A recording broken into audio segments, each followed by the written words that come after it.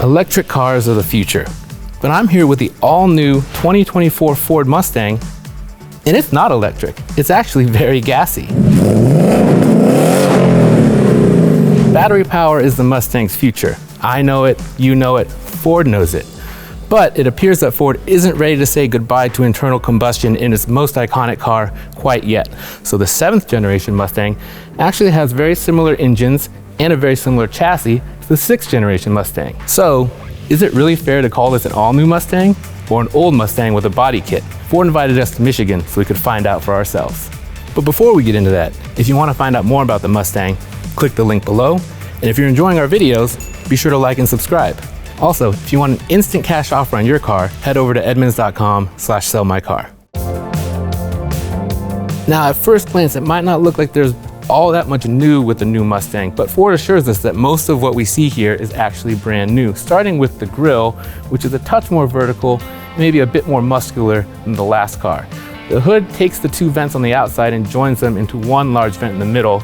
And as we move back, we see the A-pillar and the roof. These are actually the only things that carry over from the 6th gen Mustang. Everything else, technically brand new. As we come to the back here, there are large fenders, which, and this might sound sacrilegious, do remind me a bit of the Chevy Camaro. And the back deck lid here is topped off by this large spoiler, which comes as part of the performance pack, which this GT also has. As we drop down, this is again a GT model, so it's got the 4 exhaust tips. That's how you can tell that it has the 5-liter V8 apart from the sound. And there's one very cool Easter egg on the back of the rear glass here. You'll see all 7 generations of Mustang in silhouette marching along the bottom.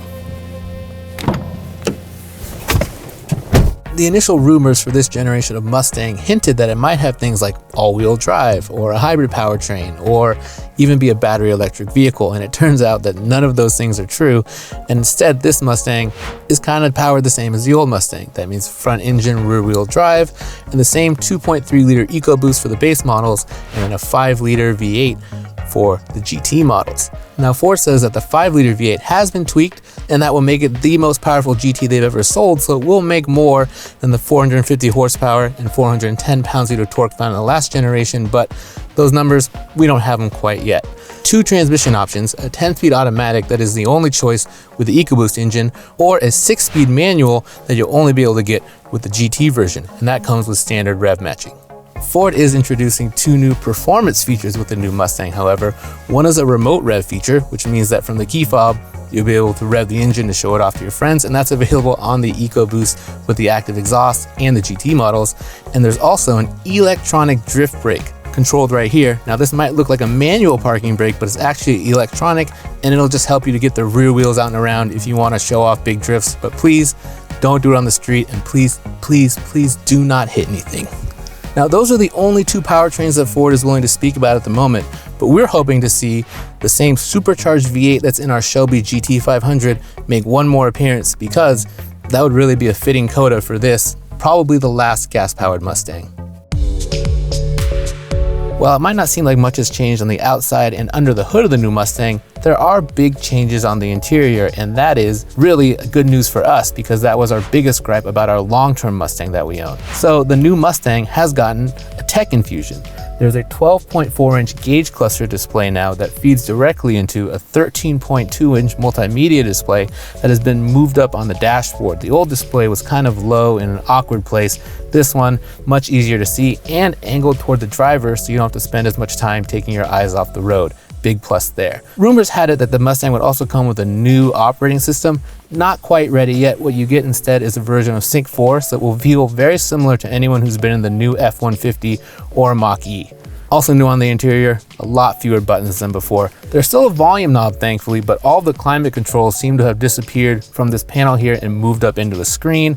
Not a change that we really like because it's harder to use those a bit while you're driving, but down here, still helpful to find lots of buttons that help control the Mustang's performance functions. So this button with the pony on it takes you to My Mustang pages, which allows you to control things like the exhaust noise and the track modes and things like that. Also the auto stop start, and of course right here to turn the traction control off to help you use that electronic drift brake even easier.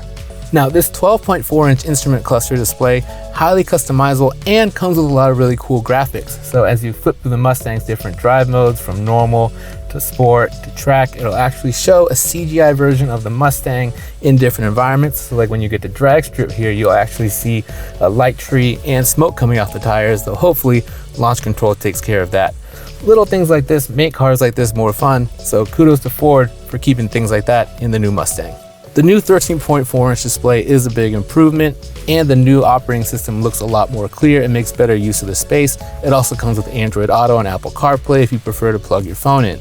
There is one problem with the screen, however, and I'm set up in my driving position right now, but if you look, my hands actually end up a few inches short of the screen, so that means that to change anything, I would have to lean forward.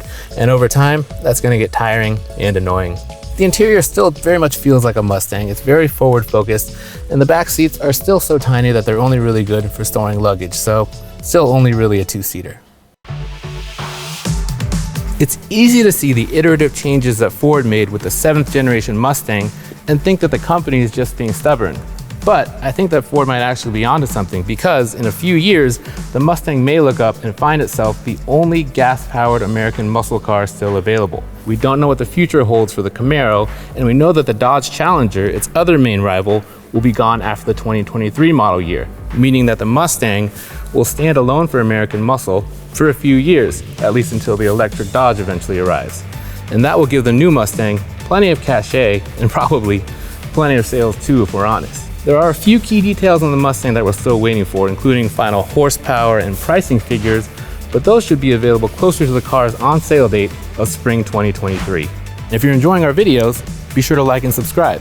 Also, if you want an instant cash offer on your car, head over to edmunds.com/sellmycar.